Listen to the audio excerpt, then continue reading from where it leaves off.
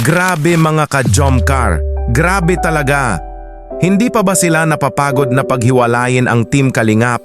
At ngayon, si Carla naman ang gustong hikayating umalis. Pero ang tanong, papayag ba si Carla? O mas matibay ang kanyang loyalty, respeto at utang na loob sa pamilyang nagmahal at tumulong sa kanya? Mga ka-Jomcar, huwag po kayong aalis dahil napakaganda ng ating pag-uusapan ngayon. Pero bago po tayo magsimula, kung bago ka pa lamang sa ating munting channel ay huwag mong kalimutang i-like, i-share at i-subscribe ang ating channel. Maraming salamat po! At ngayon mga ka-Jomcar, grabe talaga itong si Kapesa at mga ka-Jomcar no? Sa dami ng kaniyang mga pahayag laban sa Team Kalingap, ngayon naman ay si Carla ang tila nais niyang hikayatin na umalis sa Team Kalingap. Ayon nga sa kaniyang live, kahit umalis na raw si TQ sa Team Kalingap, ay patuloy pa rin naman daw na nakakatanggap ng blessings at marami pa ring sponsors. Kaya ang advice raw niya kay Carla ay huwag na itong mag-isip pa at umalis na rin sa Team Kalingap dahil mayroon naman daw itong mga sponsors na maaaring direktang makatulong sa kaniya. Si Carla. Alam mo Carla, ito advice ko sa'yo to. Huwag ka na mag-isip. Ha? Oo. Let go mo na yung Kalingap. Paulit-ulit pa ngang kinukumpara si Carla kay TQ at sinasabing mas maganda raw ang nangyari rito matapos umalis sa Team Kalingap. Pero mga ka-Jomcar, bilang isang reaction channel, masasabi ko lamang po ay hindi po tama na ikumpara natin ang dalawang tao dahil magkaiba po sila ng personalidad, paniniwala at pagpapahalaga sa buhay. Iba po si Carla. Kung naging desisyon man ni TQ ang kaniyang tinahak na landas sa buhay, karapatan niya po iyon. Pero hindi po ibig sabihin na pareho rin ang magiging desisyon ni Carla. Kung ating babalikan ang naging buhay ni Carla noon, alam naman po nating sobrang hirap ng kanilang kalagayan. Nagtitinda lamang siya noon ng puto para makatulong sa kaniyang pamilya at magkaroon sila ng pambaon sa eskwela. Grabe, ito yung kikitain yan. Saan nyo ginagastos? Pambaon ko po, tas pambaon po ng mga kapatid ko. Pati kapatid mo. Ilan ba kayo magkakapatid? 4 po. 4? Ako po yung panganay. Panganay ka? Pangarap lamang noon ni Carla ang makapag-aral ng kolehiyo. At sino nga po ba ang isa sa naging daan upang makilala si Carla ng napakaraming tao? Walang iba kundi ang Team Kalingap sa pamamagitan ni na Kuya Rab at Kuya Val. Kung hindi po siya na-vlog ni Kuya Rab noon, marahil ay hindi rin siya makikilala ng napakaraming sponsors na nagmamahal at sumusuporta sa kaniya ngayon. Kaya naman mga ka-Jomcar, naniniwala po ako na may mga taong hindi nagpapadala sa pera.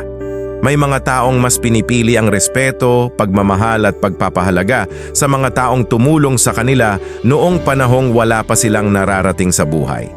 At isa po si Carla sa nakikita nating ganoong klaseng tao. Sa maraming vlog nga ni Kuya Rab ay paulit-ulit nating narinig kay Carla ang kaniyang taos-pusong pasasalamat kina Kuya Rab at Kuya Val. Sinabi pa nga niya na hindi niya makakamit ang mga blessings na natatanggap niya ngayon kung hindi dahil sa Team Kalingap. Grabe no? Sobrang nakakatuwa yung mga achievements natin dito sa Kalingap. Siyempre, hindi naman natin magagawa yun kung hindi dahil sa mga taong nakasuporta sa ating parati. Totoo yan. Siyempre, dyan sila Kuya Rob, Ate Jack. Tsaka siyempre, sino ba nang bumuno ng Kalingap? Kuya Bal, lalo na. Alam ko na paulit-ulit ko lang yung sinasabi. Pero, hindi ako magsasawang sabihin yun ng paulit-ulit. Kasi yun naman talaga yung totoo nila. Kaya nga eh. Sila naman yung dapat nating pasalamatan parati. Tama ka dyan. Kaya naman sa tingin ko po, malabo pong mangyari na maisip ni Carla ang mga sinasabing iyan dahil masaya po siyang naging bahagi ng Team Kalingap family. At alam naman po natin na para kay Carla, hindi lamang beneficiary ang kaniyang turing sa Team Kalingap, kundi pamilya na rin. Mga ka-Jomcar, malaking bagay po sa isang tao ang hindi makalimot sa kaniyang pinanggalingan at sa mga taong tumulong sa kaniya noong wala pa siyang anumang nararating sa buhay. At kung ating matatandaan, iba rin po ang naging reaksyon ni Carla noong lumabas ang naging issue ng pagpapatulfo kay Kuya Val. Halos maiyak pa nga siya noon dahil hindi siya makapaniwalang nangyari iyon sa isang taong tumulong ng malaki upang mabago ang buhay ng isang pamilya.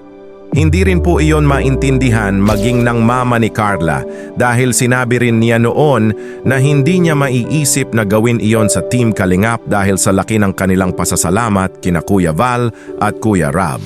Ibig sabihin, pag nagpatulpo si Kara, nasa likod ka. Hindi ko Hindi, po joke lang. naisip yan. Hindi, joke lang. Hindi po sa pagtapos ng salita, hindi ko po naisip yan. Oo nga, Hindi ko ano naman na yun? naisip yan. Oo.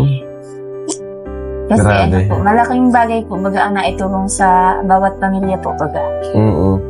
Kaya naman mga ka-Jomcar, naniniwala po ako na ang loyalty ay hindi lamang nasusukat sa pananatili mo sa isang grupo.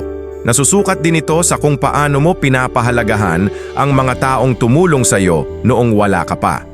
At sa loob ng halos 3 taon ni Carla sa Team Kalingap, ay wala po tayong nakikitang pagbabago sa kaniyang paggalang, pagpapakumbaba at pasasalamat sa mga taong naging bahagi ng kaniyang tagumpay ngayon. At kayo naman mga ka-Jomcar, ano po ang masasabi ninyo?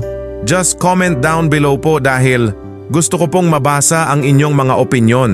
At kung nagustuhan ninyo ang ating reaction video ngayong araw, ay huwag po ninyong kalimutang i-like, i-share at i-subscribe ang ating channel. Maraming salamat po sa suporta. Mga ka-Jomcar, may kasabihan po tayo na hindi lahat ng blessings ay pera. Minsan ang pinakamalaking blessing na natatanggap natin ay ang mga taong ipinadala ng Diyos upang tulungan tayong maabot ang ating mga pangarap. Ang pera ay maaaring maubos. Ang kasikatan ay maaaring mawala. Ang sponsors ay maaaring dumating at umalis. Ngunit ang respeto, pagpapahalaga at utang na loob sa mga taong tumulong sa atin ay mga bagay na hindi dapat mawala sa ating puso. Napakaganda pong makita na sa kabila ng mga blessings na natatanggap ni Carla ngayon ay nananatili siyang mapagpakumbaba, mapagpasalamat at loyal sa mga taong naging bahagi ng kaniyang tagumpay. Sana po ay manatili nating piliin ang kabutihan, respeto at pagmamahal sa isa't isa. God bless everyone at tandaan po natin mga ka-Jomcar, ang tunay na tagumpay ay hindi lang nasusukat sa dami ng biyayang natatanggap natin, kundi sa hindi natin pagkalimot sa mga taong naging dahilan kung bakit tayo pinagpala ng Diyos. Siyempre po Kuya Rab sa inyo.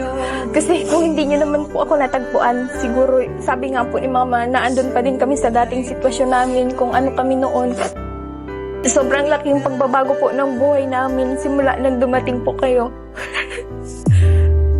Tsaka po siyempre sa mga taong tumutulong po sa amin, sa mga sponsor, sa mga taong patuloy na sumusuporta po sa amin. At siyempre kay Kalingap Jomar po. Sobrang nagpapasalamat sa